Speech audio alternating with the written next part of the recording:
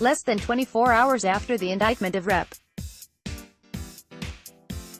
Chris Collins, RNY, on charges of insider trading, Democrats were enthusiastically, and unexpectedly, reassessing their chances of picking up his House seat. But Buffalo area Republicans as well as the head of the New York State Conservative Party, which has the all-important row C line on the state ballot, have rallied to the embattled lawmaker. Having all but written off any chance against six-termer Collins, the Democratic Congressional Campaign Committee announced on Thursday that, with Collins' arrest for corruption, unprecedented grassroots energy, and the strong candidacy of Nate McMurray,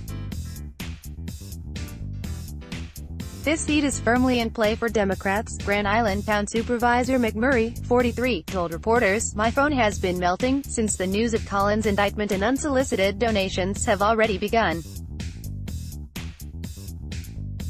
Prior to the stunning news about Collins, McMurray had raised only $80,000 to the incumbent's $1.9 million.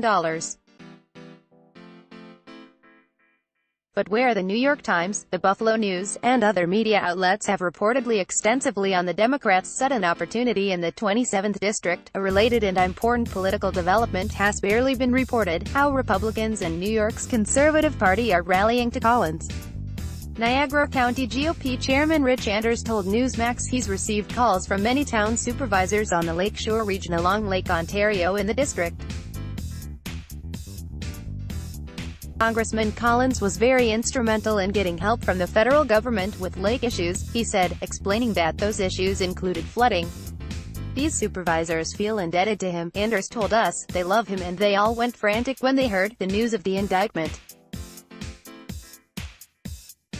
They appreciate what Collins has done for the county and the lakes." Anders and other Republicans also agree that, since the Empire State's primary is over and deadlines have passed for Collins to relinquish nomination, the congressman will be their standard-bearer in November.